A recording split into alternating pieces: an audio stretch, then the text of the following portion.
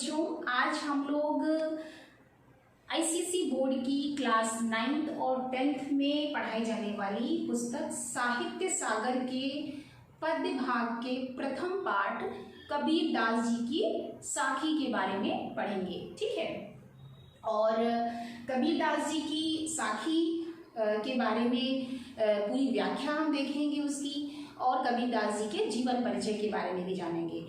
और कबीर दास जी की जो साखी की जो व्याख्या है, उसके जो कठिन शब्द हैं उनके बारे में भी हम जानते चलेंगे, बीच बीच में मैं आपको बताती चलूँगी। और आईसीएसई बोर्ड में जो प्रश्न आते हैं वो किसी एक पंक्ति दी होती है और उस पंक्ति पर प्रश्न आते हैं, तो उन प्रश्नों में अगर आप कुछ अच्छे साहित्यिक शब्द लिखते हैं तो उससे आपके मार्क्स बहुत अच्छे आते हैं। तो मैं आपको ये भी बीच बीच में बताती चलूँगी ताकि आप उसे नोट करते रहिए, और उससे आप जब परीक्षा में आपके प्रश्न आएंगे तो उन वर्ड्स का जब आप यूज़ करेंगे तो आपके मार्क्स अच्छे आएंगे। ठीक है, तो सबसे पहले हम लोग कबीर दास जी की जीवन परिचय के बारे में जानते हैं। तो कबीर दास जी जो है वो हिंदी साहित्य के भक्ति काल के निर्गुण भक्ति धारा के ज्ञानाश्रयी शाखा के प्रमुख संत कवि थे। ठीक है, हिंदी साहित्य का जो इतिहास है वो 4 भागों में विभक्त है। ठीक है, 4 काल उसे कहा जाता है। आदिकाल, भक्ति काल, ठीक है, आदिकाल, भक्ति काल, रीति काल और आधुनिक काल। ठीक है, ये 4 काल में हिंदी साहित्य का इतिहास बटा हुआ है। और भक्ति काल जो है, इस समय जो रचनाएं लिखी गई, जो कविताएं लिखी गई, वो 2 भक्ति धाराएं थी उस समय, यानी निर्गुण भक्ति धारा और सगुण भक्ति धारा। 2 तरह के काव्य उसमें उस समय में लिखे गए, निर्गुण भक्ति धारा, ठीक है, और सगुण भक्ति धारा।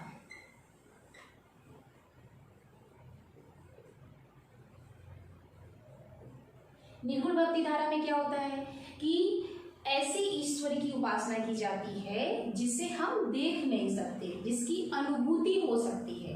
तो ज्ञान के माध्यम से उस ईश्वर की अनुभूति करना जो कि निराकार है, जो इसका कोई आकार नहीं है और वो निर्गुण है, यानी गुणों से रहित है। ऐसे निर्गुण भक्ति धारा के लोगों का ऐसा मानना था। और वहीं सगुण भक्ति धारा जो है, यानी इसमें साकार ईश्वर, यानी ईश्वर की जो रूप है वो दिखाई देता है। ईश्वर, उस मूर्ति पूजा जिसको हम कहते हैं, उस रूप में ईश्वर की उपासना करना, उनकी प्रार्थना करना और पूजा करना, ये सारी चीजें उस समय मानी जाती थी। तो इससे ही संबंधित काव्य लिखे गए, कविताएं लिखी गई। तो निर्गुण भक्ति धारा, इसके भी 2 भाग हैं, ज्ञान मार्गी शाखा और प्रेम मार्गी शाखा।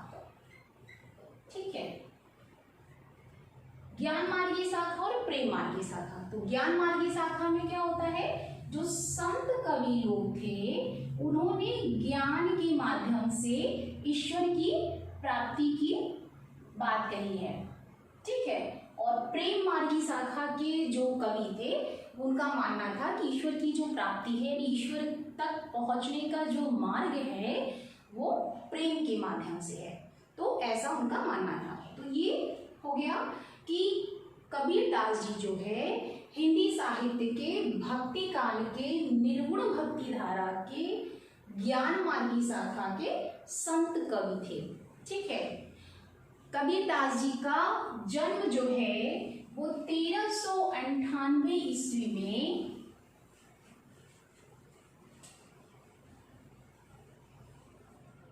कबीर दास जी का जन्म 1398 ईस्वी में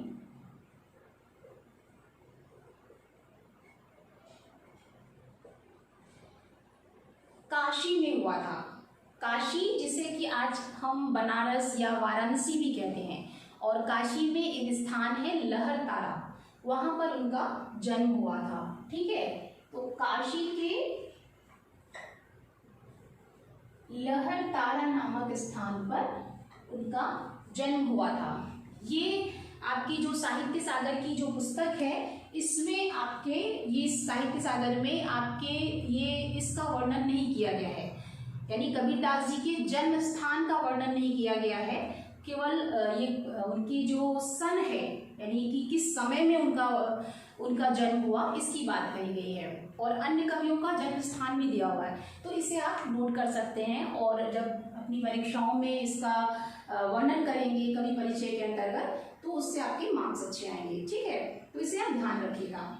ठीक है, ये हो गया कि कबीरदास जी का जन्म जो है वो सन 1398 यानी 1398 ईस्वी में काशी में लहरतारा नामक स्थान पर हुआ था। और उनका पालन पोषण जो है वो नीरू और नीमा नामक जुलाहे दंपति ने किया था। ठीक है, उनका पालन पोषण किसने किया था?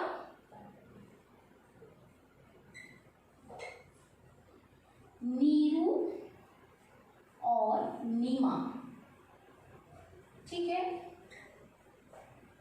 और कबीरदास जी की पत्नी का नाम लोई था। पत्नी का नाम लोई था। पुत्र का नाम क्या था? कमाल था।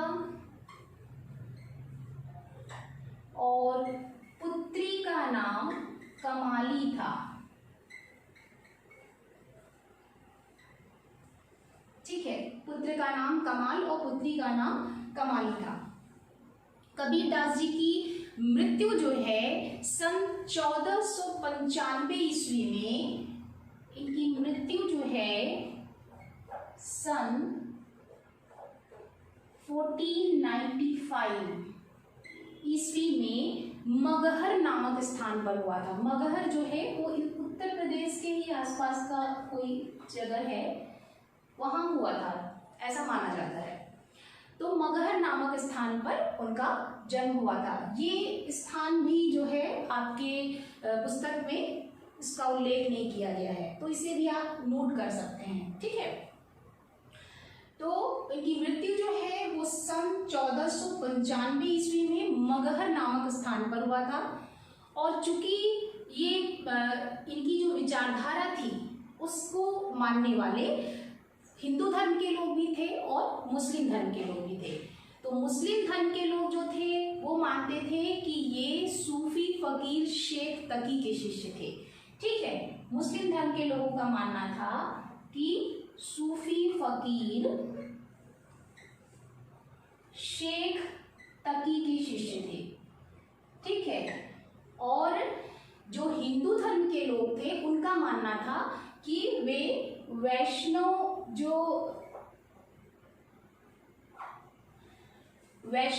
धर्म को मानने वाले जो संत थे स्वामी रामानंद। ठीक है, स्वामी रामानंद। ठीक है, ये जो है इनके गुरु थे, यानी कबीरदास जी जो है वो रामानंद जी के भी शिष्य माने जाते हैं और शेख तकी के भी शिष्य माने जाते हैं। कबीरदास जी पढ़े लिखे नहीं थे। ठीक है, पढ़े लिखे नहीं थे, लेकिन वे जो साधु संतों की जो मंडली थी जो घूमते फिरते रहते थे, उन लोगों के साथ वो घूमते फिरते रहते थे, जिसके कारण उनको वेदांत मार्ग का और योग धर्म का अच्छा ज्ञान हो गया था। ठीक है, उनके साथ रहते रहते सुनते सुनते उनके जो प्रवचन सुनते सुनते उनको वेदांत मार्ग का और योग धर्म का उनको ज्ञान हो गया था। और उनकी जो रचनाएं हैं उसमें भी हमें योग धर्म से संबंधित, वेदांत से संबंधित बातें हमें देखने को मिलती हैं। और कबीरदास जी की जो साखी है, चूंकि जैसे जो संत होते हैं, साधु होते हैं, वो क्या करते हैं, प्रवचन देते हैं, उपदेश देते हैं, गीत के माध्यम से लोगों को अपनी बात समझाने का प्रयास करते हैं। तो वही चीज जो है वो कबीरदास जी भी कर रहे थे। तो कबीरदास जी जो है जो उपदेश दे रहे थे वही उपदेश जो है वो साखी में वर्णित है। उनकी साखी में सारे उपदेशों का वर्णन है उनके। तो साखी की जितनी भी हमें दोहे मिलेंगे उसमें उनके उपदेश हैं। तो जो उपदेश उन्होंने दिए हैं उसमें उनका समाज सुधारक रूप हमें देखने को मिलता है। ठीक है, और समाज सुधारक का रूप चूंकि उनका देखने को मिलता है तो उसमें उन्होंने जो बाह्य आडंबर थे मुस्लिम धर्म में भी और हिंदू धर्म में भी, जो कर्म कांड थे, मूर्ति पूजा का विरोध, और जो मुस्लिम धर्म के लोग थे उनकी जो रूढ़िवादिता थी, रूढ़िवादिता मतलब जो पुरानी विचारधारा है, उन सभी का वो खंडन करते हैं, जाति पाति का विरोध करते हैं, और वो हिंदू और मुस्लिम दोनों को एक मानते थे। ठीक है, और एक मानने के कारण ही वो उनका ये मानना था कि राम और रहीम यानी हिंदुओं के जो राम हैं और मुस्लिमों के जो रहीम हैं वो दोनों एक हैं, यानी दोनों एक ही ईश्वर हैं, लेकिन लोग अलग अलग नाम से बुलाते हैं। तो ये समाज सुधारक रूप हमें देखने को उनका मिलता है। ठीक है, और कबीरदास जी पढ़े लिखे नहीं थे, तो पढ़े लिखे नहीं थे तो उनकी जो वाणियाँ थी यानी चलते फिरते जो बातें कहते थे, जो गीत कहते थे, जो उपदेश देते थे, तो उनका जो संग्रह है, संग्रह जो कलेक्शन है वो उनके शिष्य थे धर्मदास। ठीक है, उनकी वाणी का जो संग्रह है वो उनके शिष्य धर्मदास जी ने बीजक के नाम से किया है। ठीक है, धर्मदास ने किया है। धर्मदास उनके शिष्य हैं जिन्होंने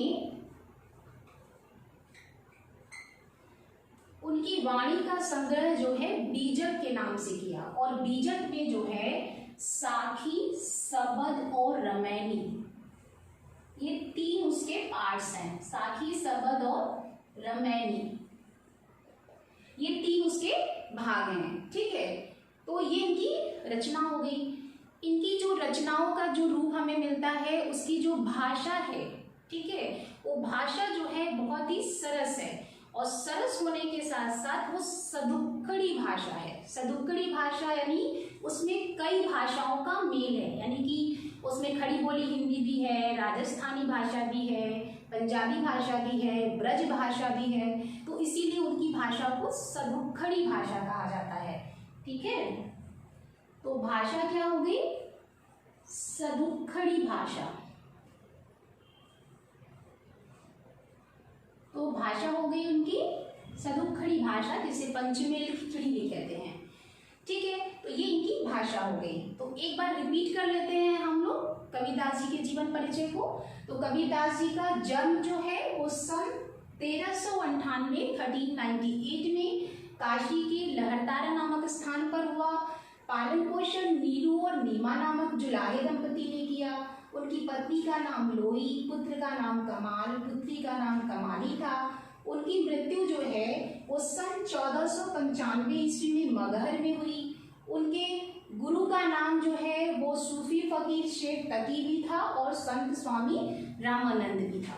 ठीक है, और उन्हें वेदांत मार्ग और योग धर्म का ज्ञान भी था। उनकी वाणी का संग्रह जो है वो बीजक के नाम से है। उनके शिष्य का नाम धर्मदास है, जिन्होंने बीजक के नाम से उनकी वाणी का संग्रह किया, और उनकी भाषा जो है वो सदुक्कड़ी भाषा है।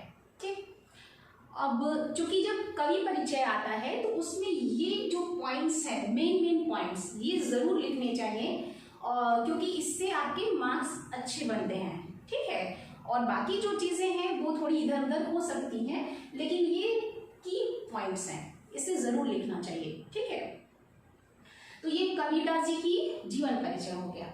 अब कबीरदास जी के दोहे का जो साखी के दोहे हैं उसकी व्याख्या भी देख लेते हैं। ठीक है, तो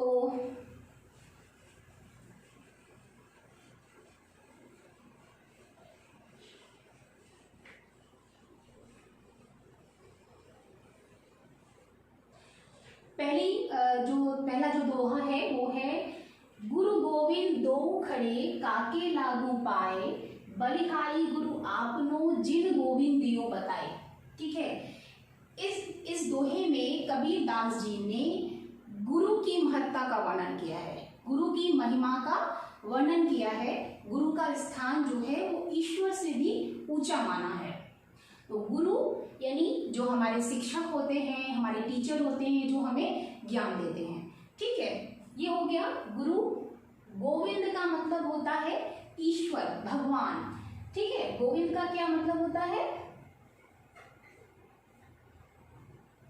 भगवान या ईश्वर।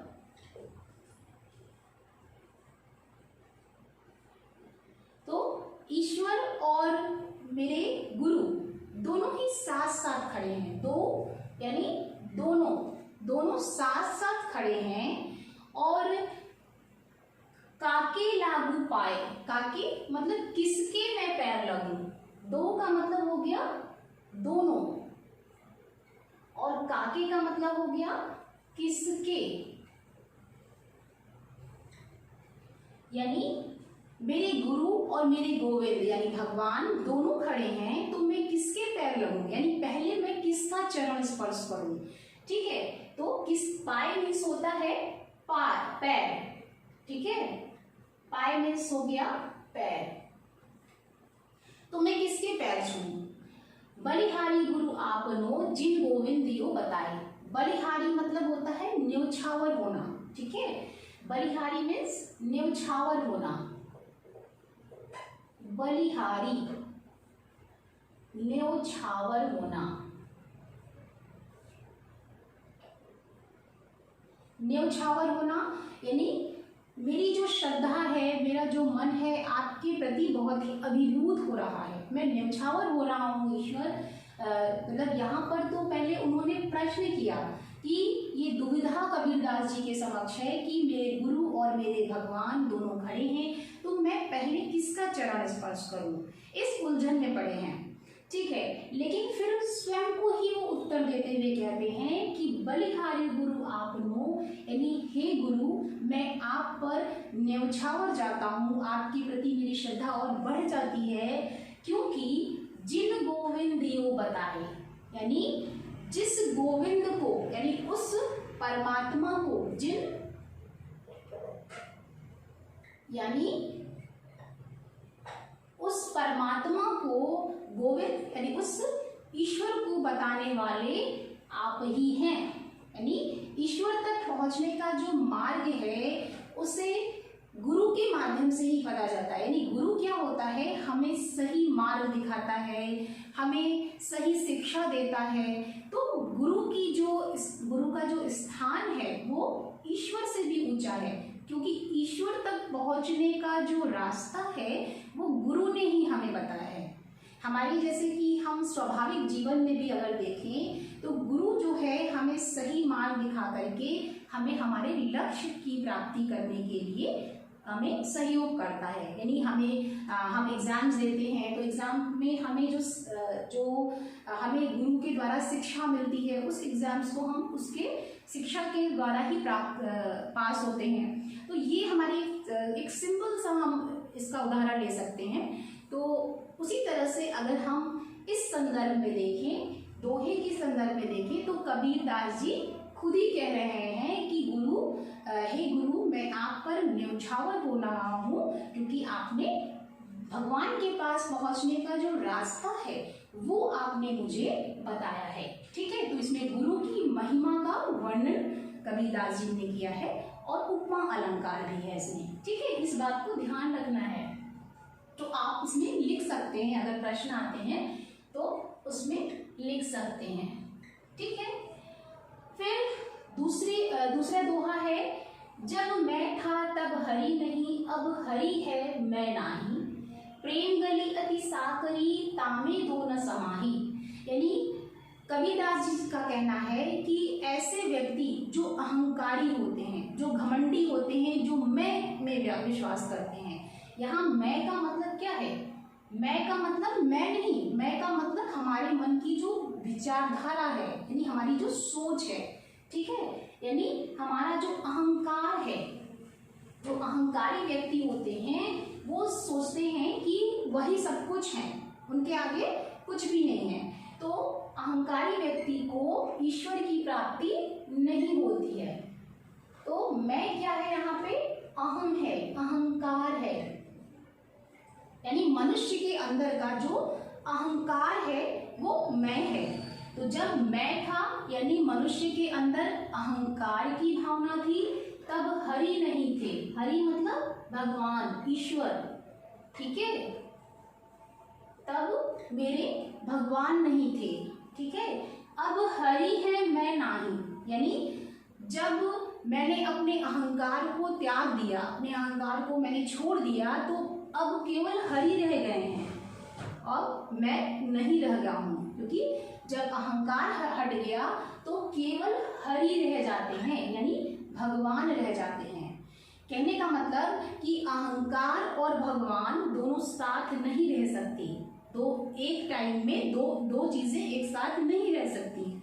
अगर मनुष्य के अंदर अहंकार है तो वो ईश्वर की प्राप्ति नहीं कर सकता। ईश्वर की जो आराधना है, उसकी पूजा है, उसमें वो सच्चे हृदय से उसकी प्रार्थना या पूजा नहीं कर सकता, ठीक है।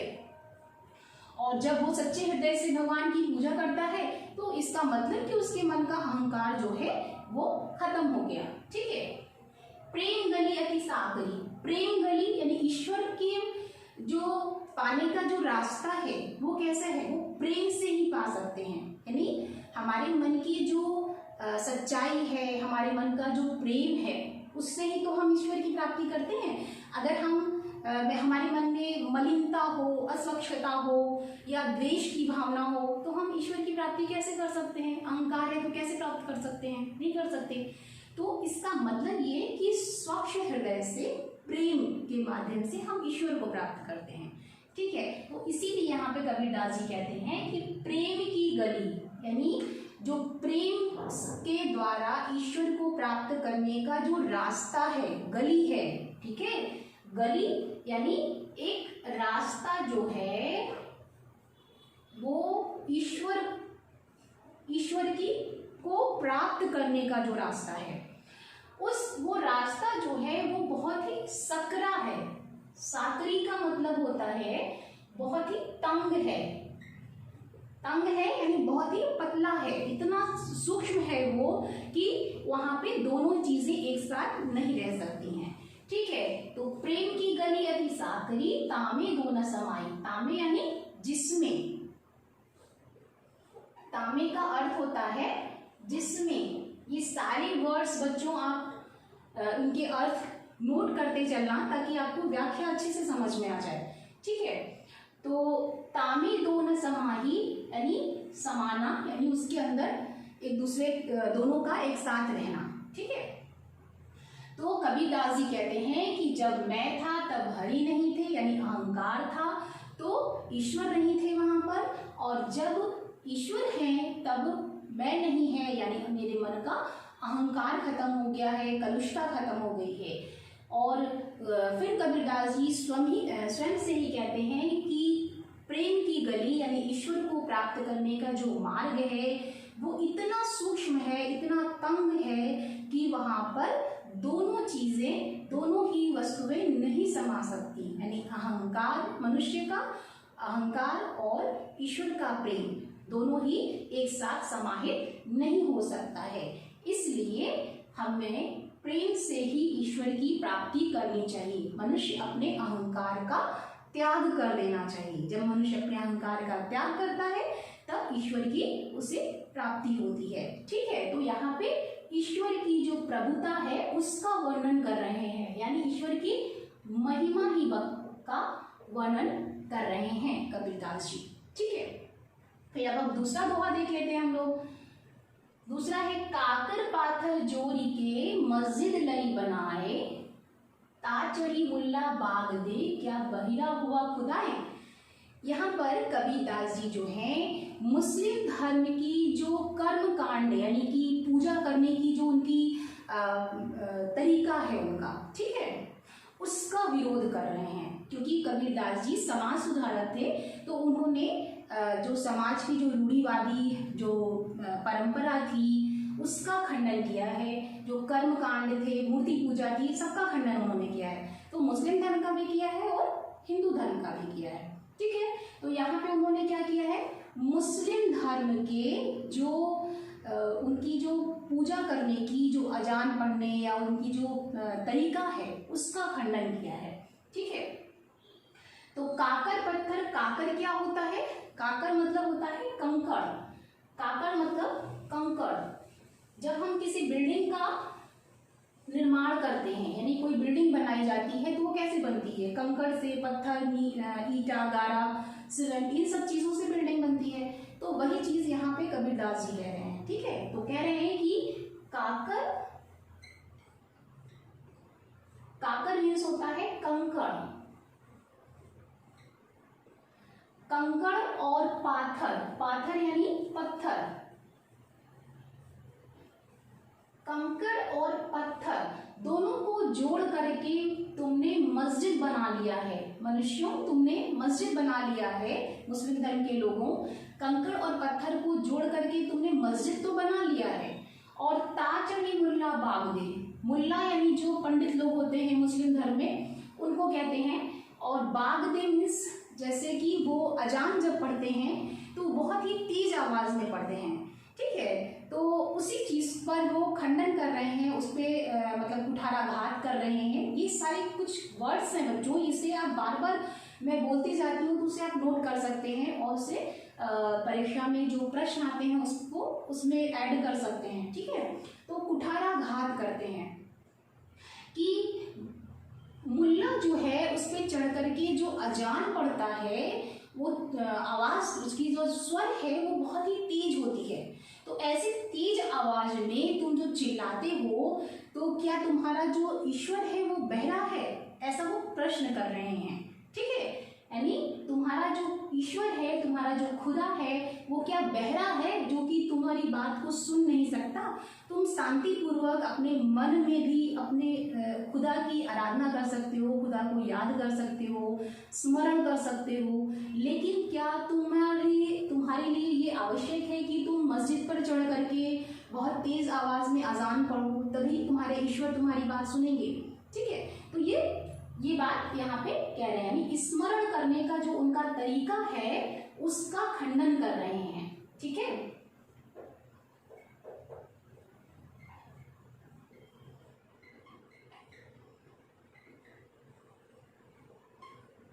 ठीक, ये हो गया। यानी कंकड़ और पत्थर जोड़ करके तुमने मस्जिद तो बना लिया है और उस पर चढ़ करके मुल्ला जो है वो अपनी तेज आवाज में अजान भी पढ़ता है, तो क्या तुम्हारा जो ईश्वर है वो बहरा हो गया है? यानी तुम अपने मन की भावनाओं से शांति पूर्वक भी उस ईश्वर की प्रार्थना कर सकते हो। ठीक है, फिर दूसरा दोहा है, पाहन पूजे हरि मिले तो मैं पूजू पहाड़, ताते ये चाकी भली पीस खाए संसार। पाहन मतलब होता है पत्थर। ठीक है, पाहन मतलब होता है पत्थर,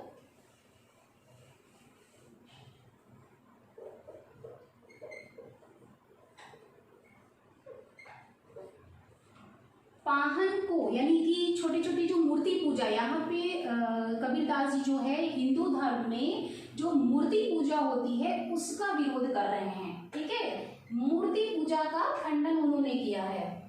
यहाँ पे जो मुस्लिमों की स्मरण करने की जो का तरीका है उसका खंडन कर रहे हैं, और यहाँ पे उन्होंने मूर्ति पूजा का खंडन किया है हिंदुओं के। ठीक, तो कह रहे हैं कि पाहन पूजने से यानी छोटे छोटे पत्थर पूजने से, उसकी पूजा करने से यदि मुझे हरि मिल जाए यानी ईश्वर मिल जाते हैं, तो मैं तो पूजू पहाड़, मैं तो बड़ा सा पत्थर पूज लूं। यानी कि छोटे पत्थर को पूजने की क्या आवश्यकता है, मैं तो बड़ा सा पत्थर पूजूं ताकि मुझे और ज्यादा भगवान के समीप रहने का अवसर मिले। ठीक है, और कह रहे हैं उसके बाद स्वयं ही ये उत्तर देते हुए कहते हैं कबीरदास जी कि ताते ये चाकी भली पीस खाए संसार। ताते मतलब उससे। ठीक है, ताते मतलब का अर्थ होता है उससे,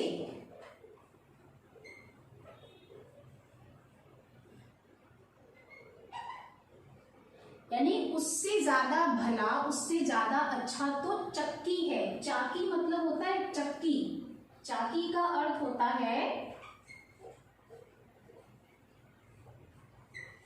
चक्की। चक्की क्या होता है, गांव में जैसे कि एक गोला सा बड़ा सा मोटा सा पत्थर होता है, उसमें 2 होल्स होते हैं, ठीक है, और उसके नीचे एक और उतना ही बड़ा गोला सा मोटा सा पत्थर होता है। तो उस एक होल में, ऊपर वाले होल में एक डंडी होती है मोटी सी, और एक होल होता है, ठीक है। तो एक से गेहूं डालते जाते हैं और उसको ऐसे घुमाते जाते हैं, तो उससे क्या होता है कि गेहूं पिसता जाता है ना। तो गांव में ऐसे ही चक्की में गेहूं पीसा जाता था, आटा बनाया जाता था। तो उसकी बात कबीरदास जी कह रहे हैं कि उससे भला तो चक्की है, ठीक है, चाकी भली है पीस खाए संसार। उससे भली तो चक्की है जिसमें जो गेहूं पीसा जाता है, उससे जो है सारे संसार का पेट भरता है, ठीक है। तो उससे सारे संसार का पेट भरता है, तो उससे ही वो ज्यादा अच्छा है। अगर हम छोटे से पत्थर को पूज रहे हैं, उससे कहीं अच्छा है कि हम चक्की की पूजा कर लें, क्योंकि उससे तो बहुत सारे लोगों का पेट भरता है, जीवन मिलता है उनको, ठीक है। तो ईश्वर क्या होते हैं, वो मन में होते हैं। उनकी जो पूजा है, आराधना है, वो आप मन से कीजिए, वो हमारे भीतर हैं, वो कण कण में हैं, ठीक है। निर्गुण धर्म का जो निर्गुण भक्ति धारा के जो कवि लोग थे, उनकी जो विचारधारा थी वो ये थी कि ईश्वर जो है हर जगह है, कण कण में है, उनका कोई रूप नहीं है। उन्हें अपने मन की, अपने ज्ञान की जो अनुभूति है, उससे उन्हें महसूस करना चाहिए, उनका अनुभव करना चाहिए। तो यही बात यहाँ पर भी वो कह रहे हैं कि बड़े से पत्थर को पूजने से अगर हरि मिलते हैं, तो मैं बड़ा सा पहाड़ पूजूं। यहाँ पे पहाड़ का मतलब क्या है, पहाड़ का मतलब है पहाड़, ठीक है। तो मैं बड़ा सा पहाड़ की पूजा कर लूं, ठीक है। उससे अच्छी तो चक्की भली है। कबीरदास जी स्वयं ही आंसर देते हुए कहते हैं, उत्तर देते हुए कहते हैं कि उससे अच्छा तो चक्की है जिससे, जो कि सारे संसार का पेट भरने का काम करती है, ठीक है। फिर दूसरा है हमारा दोहा, 7 समंद की मसी करऊ लेखनी सब बन राय, सब धरती कागज करऊ हरि गुण लिखा न जाए। इस पंक्तियों के माध्यम से, इस दोहे के माध्यम से कबीरदास जी ये कहना चाहते हैं कि ईश्वर की जो महिमा है वो अपरंपार है। यानी इसमें इन्होंने ईश्वर की महिमा का वर्णन किया है। ईश्वर की महिमा क्या है, वो अपरंपार है, उसे हम किसी शब्द में नहीं बांध सकते। यानी हम अगर चाहें तो उन्हें शब्द दे दें, लिखना चाहें तो लिख नहीं सकते, क्योंकि वो बिल्कुल परे है उन सब चीज़ों से, ठीक है। तो अगर हम लिखना चाहें, अगर प्रयास भी करें लिखने का, अगर 7 समंद यानी 7 समुद्र का जो पानी है, समंद मतलब होता है समुद्र, ठीक है।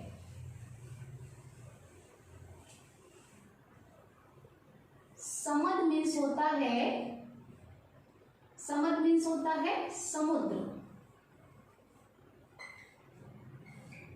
ठीक है। समुद्र यानी 7 समुद्र को मसी, मसी मीन्स होता है स्याही, स्याही यानी इंक। 7 समुद्र को के पानी को हम इंक बना लें, यानी स्याही बना लें, और लेखनी सब बन राय। लेखनी यानी जो कलम होती है, ठीक है, लेखनी यानी कलम, और बन राय यानी जंगल में जो पेड़ होते हैं, ठीक है, जंगल के पेड़।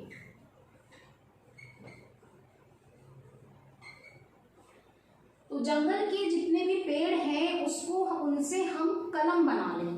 तो कलम बना लें और ये सारे उसमें जो स्याही है, 7 समुद्र के पानी का जो स्याही है उसे भर लें, और सब धरती कागज करो। सारी धरती यानी सारी पृथ्वी, संपूर्ण पृथ्वी को, कागज मीन्स होता है कागज, ठीक है। तो सारी धरती यानी सारी पृथ्वी को हम क्या कर लें, कागज बना लें। तो सारी पृथ्वी को अगर हम कागज भी बना लें तो भी हम हरि गुण लिखा न जाए, यानी ईश्वर का जो गुण है, ईश्वर की जो महिमा है, उसे हम लिख नहीं सकते। यानी हरि मीन्स यहाँ पे भगवान की महिमा या भगवान का जो गुण है, गुण मतलब उनकी महिमा या उनके भीतर का गुण, उसे हम लिख नहीं सकते। तो कबीरदास जी यहाँ पे ईश्वर की महिमा जो कि अपरंपार है, बहुत विशाल है, उसका कोई भी थाह नहीं ले सकता, वो अथाह है।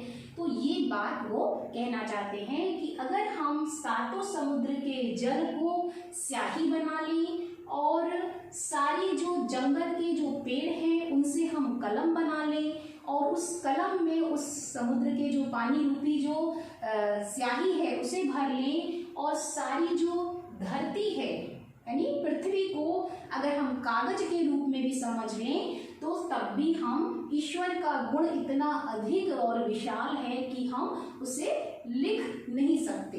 ठीक है, इसमें ईश्वर की महिमा का वर्णन किया गया है, साथ ही इसमें रूपक अलंकार भी है। ठीक है, इसमें रूपक अलंकार का भी यूज किया गया है। तो ये सभी जो है दोहे जो हैं वो कबीरदास जी के साखी के कंप्लीट हो गए। इसकी जो व्याख्या है वो कंप्लीट हो गई। अब नेक्स्ट क्लास में हम लोग, चूंकि जो आईसीएसई बोर्ड की जो परीक्षाओं में जो प्रश्न आते हैं वो जैसे कि ये पंक्ति दी हुई है, इस पंक्ति पे कुछ प्रश्न पूछे जाते हैं। एक प्रश्न तो अक्सर पूछ लिए जाते हैं जैसे कि जीवन परिचय है, तो जीवन परिचय जो है वो मैंने आपको बता दिया, और कुछ और अच्छे प्रश्न जो महत्वपूर्ण हो सकते हैं वो मैं आपके लिए बना दूंगी। ठीक है, तो उसे आप प्रैक्टिस कर लेना, उससे आपको एग्जाम्स में आपके अच्छे मार्क्स मिलने में आपको सहायता मिलेगी। ठीक है, और कुछ प्रश्न आप भी अपने से प्रयत्न करना कि बन सके और उसको लिखने का प्रयत्न करना। इससे आपकी जो मौलिकता है यानी लिखने की जो क्षमता है वो भी बढ़ेगी। ठीक है, तो इससे क्या होता है कि आपके शब्द बढ़ते जाएंगे। जितने अच्छे और साहित्यिक शब्द लिखेंगे तो उससे आईसीएसई बोर्ड की जो भी एग्जामिनर्स होते हैं वो उन अच्छे शब्दों पर ही नंबर दे देते हैं। तो ये अपने अच्छे मार्क्स को और अच्छा बढ़ाने के लिए आपके लिए बहुत अच्छा है। ठीक है, तो नेक्स्ट क्लास में हम लोग जो है वो कुछ अच्छे प्रश्नों के बारे में भी देख लेंगे ताकि हमें सहायता मिले। Okay, thank you.